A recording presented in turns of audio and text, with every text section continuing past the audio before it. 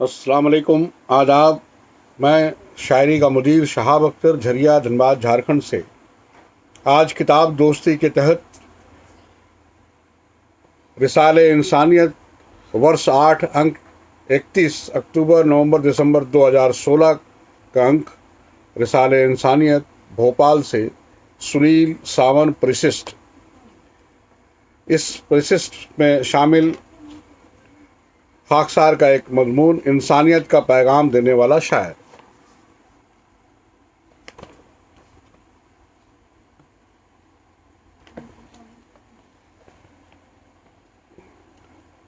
इंसानियत का पैगाम देने वाला शायर सुनील सावन। साहित्य का सरोकार जन चेतना है और लेखन का उद्देश्य जन कल्याण होता है। मानव कल्याण साहित्य का अंग है, रूह है, जीवन है। साहित्य की विधाओं में शायरी विधा में आज बात होनी है। एक शायर की शायरी में बात होनी है। मखदूम की बस्ती जहाँ से इंसानियत का पैगाम फैलाया गया, उस मखदूम की धरती बिहार शरीफ के शायर सुनील सावन पे मुझे मजमून लिखना है। ऐसा हुक्म है मेरे अजीज दोस्त हाजी मकबूल वाजिद साहब का, सो इसे पूरा करने का भरपूर जत्न करूँगा। सुनील सावन। आज मेरे मन में ऐसा घुमड़ता है कि सुध बुध खोकर मुझे चारों तरफ हरा ही हरा नजर आता है। सावन की फुहारों की थाप तेज है। सावन आते ही वर्षा की फुहारें मन मुग्ध कर देती हैं और जीवन नया नया सा लगता है, हरा हरा सा लगता है। ऐसे ही सावनी माहौल में मुझे अब सावन की शायरी पर बात करनी है। उर्दू शायरी में गज़ल ने अपनी खूबसूरती व कसरत से ऐसा जादू जगाया है कि दूसरी ज़ुबानों ने भी उसे दिल से अपना लिया। आज हिंदी साहित्य से भी बहुत सारे शोरा गज़ल की नोक पलक संवारने में मसरूफ़ हैं। ऐसी गज़ल कहते हैं कि उसका हुस्न भी बाकी रहे और रूह भी। उर्दू शायरी में गज़ल की मकबूलियत से आखिर किसे इनकार है। दबिस्तान उर्दू में हिंदी शायरी के वसीले से भी जो गज़लें कही जा रही हैं और सराही भी जा रही हैं। सुनील सावन की शायरी के मुताले से मैं ये जान पाया कि वो हजरत मीर के ख़ानदान से हैं। उसकी चाहत का तमाशा नहीं होने देंगे हम, तुझे शहर में रुसवा नहीं होने देंगे। गैर क्यों आएंगे सावन हमारे झगड़े में, अपने घर में ये तमाशा नहीं होने देंगे। उसकी चाहत का तमाशा नहीं होने देंगे हम, तुझे शहर में रुसवा नहीं होने देंगे। गैर क्यों आएंगे सावन हमारे झगड़े में, अपने घर में ये तमाशा नहीं होने देंगे। शायर का विज़न साफ है, पैगाम साफ है। शायर ने अपनी बात बेहद सादगी और साफगोई से कह दी है। सुनील सावन की शायरी में तरसील का कोई मसला ही नहीं। वो आम फहम और सीधे साधे अल्फाज में अपनी बात कहने का हुनर जानते हैं। शेर देखें कि हर चेहरा रो रहा है ज़माने में दोस्तों, लगता है अब ज़माना हंसी का नहीं रहा। वो शख्स जो भी कर दे ताज्जुब नहीं सावन, एहसास जिसको नेकी बदी का नहीं रहा। और चंद इशार देखें कि कह दो लोगों से शराफत की भी हद होती है, अपने आंगन में हम रास्ता नहीं होने देंगे। खुद अपने घर को जला देंगे रोशनी के लिए, हम तेरे घर में अंधेरा नहीं होने देंगे। सुनील सावन की शायरी का स्वर बिल्कुल साफ है, उसमें कहीं संशय की स्थिति नहीं है। वो शेर कहते हुए किसी दुविधा में नहीं होते। वो जो कुछ भी कहना चाहते हैं अपने सीधे सादे आम लफ्ज़ों में अपनी बातों को पिरो लेते हैं। सुनील सावन की शायरी सादगी से भरी, कानों के ज़रिया दिल में उतर जाने वाली शायरी है। उनकी गज़लें सीधे संवाद की गज़लें हैं। सुनील की शायरी में सूक्ष्मताओं के सौंदर्य से लेकर विराटता के आश्चर्य तक मौजूद हैं।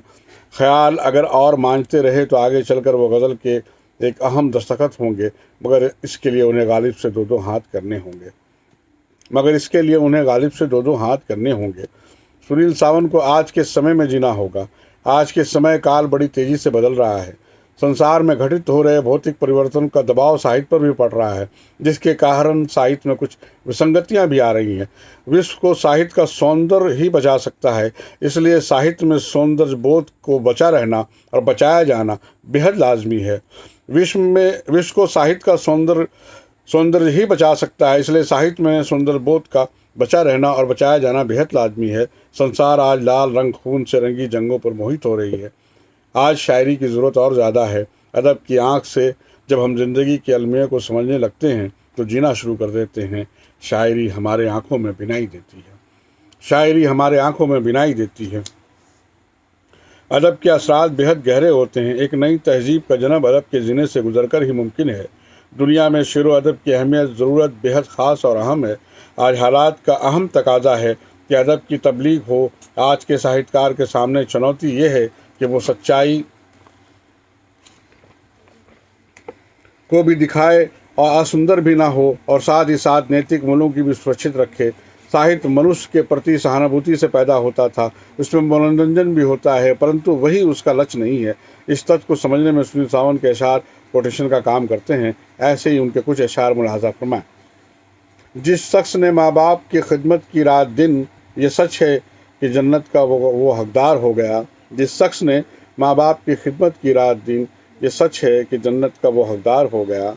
जो मुहाफिज था वही कत्ल किया था मुझको, मैं समझता था कि जैसे जान बचाने वाला।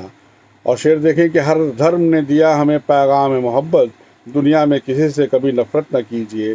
मेरे सर पे है मेरी माँ की दुआ का साया, मुझको हर वक्त मुसीबत से बचा सकती है। दोस्तों, मंदिरों मस्जिद में कोई फ़र्क नहीं, धर्म की आड़ में अब घर न जलाया जाए। और ये सच है कि मुंह फेर लेते हैं बेटे, मगर फ़र्ज अपना निभाती है बेटी। ये सच है कि मुंह फेर लेते हैं बेटे, मगर फ़र्ज अपना निभाती है बेटी। और हिंदू मुस्लिम सिख ईसाई हम सब फूल हैं एक चमन के। सुनील सावंत की शायरी में माँ बाप बेटी का जिक्र खूब आया है। वो जीवन के रिश्तों को डोर को बहुत मजबूती से पकड़े हुए हैं। पारिवारिक रिश्तों के साथ उनकी शायरी में इंसानियत पर बहुत जोर दिया गया है। इंसानियत का प्रचार प्रसार करने वाला शायर सुनील सावंत का यह शेर मुझे बहुत पसंद आया। आप भी मुलाजा फरमाएं। हर घड़ी उठती है गैरों पे तेरी ये उंगलियां, पहले अपने दिल को आईना बना के देख ले। आखिर में गज़ल के लिए चंद बातें कहना चाहता हूँ।